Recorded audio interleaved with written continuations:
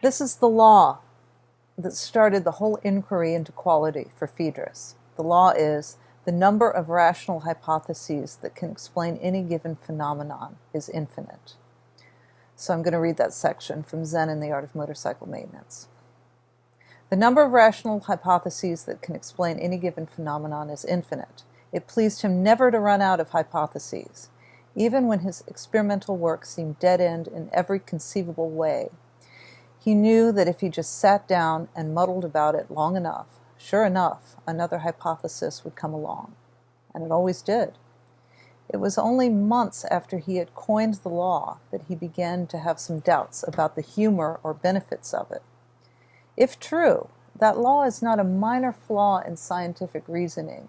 The law is completely nihilistic. It is a catastrophic logical disproof of the general validity of all scientific method. If the purpose of scientific method is to select from a multitude of hypotheses, and if the number of hypotheses grows faster than experimental method can handle, then it is clear that all hypotheses can never be tested. If all hypotheses can never be tested, then the results of any experiment are inconclusive, and the entire scientific method falls short of its goal of establishing proven knowledge. He's talking about science, obviously, but ultimately this can be said about anything which assumes that objective truth is possible. And by the way, it's up to science to maintain that illusion at the basis. So it's beginning to look like objective truth is not ultimately possible. We can look at the same news story and have two entirely different interpretations. Think of the stories that have emerged lately and of the metaphor that there are two movies on one screen. And then each movie can be analyzed ad infinitum all the way down and take the data to create new facts. On either side, you can go, as Scott Adams says, down the well of interpretations and reasons with growing complexity. And you can do this for any given story and see that these interpretations and reasons are infinite. So you give up and usually just end up maintaining your original viewpoint. There's an awful lot of yelling about who's right these days, and as my mother used to say, it's a hit dog what hollers.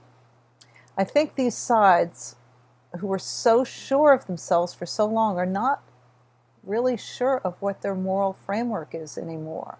But they're grasping steadfastly at the Buddha on the cave wall, as Nietzsche so famously characterized religion in the aftermath of the death of God. How we are interpreting the data is becoming increasingly irrelevant because the way consciousness is evolving is to deal with all this information, and there's just too much of it. It's not working anymore to interpret this information in the old way. It's too complicated. We can no longer interpret social and political phenomenon, at least with weights and measures, like we're a lawyer. Look at the Kavanaugh situation. On this level, this finite game we're in is coming to its end. So we have to go back to the meta game, the infinite game. Our static patterns need dynamic updates. A new way of understanding morality, though, is emerging, a way of understanding that works. You see it in the fringes. It will be a system that looks at patterns rather than facts. It is a system that sees political differences between not left and right, but authoritarian versus libertarian. It's a system that sees no contradiction between science and God. This way of understanding will work with technology so it serves humanity rather than vice versa. And as I read more about the metaphysics of quality, and the more I see people coming around to Pirsig's way of thinking, the more I think the key to this new system can be found in the metaphysics of quality. Pirsig was way ahead of his time. He knew it, and so do those of us who are captivated by his work. My thinking on this is obviously incomplete, and I'm still on my first reading of Lila.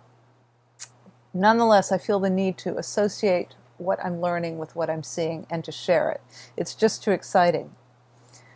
What can help us move out of the end of this iteration of human consciousness and into the next phase is contained in this work. This can help us have a quality existence. And I love what I'm seeing on YouTube and all the great ideas here that are bolstering this new level of consciousness. So I hope that made sense, and I'll see you next time.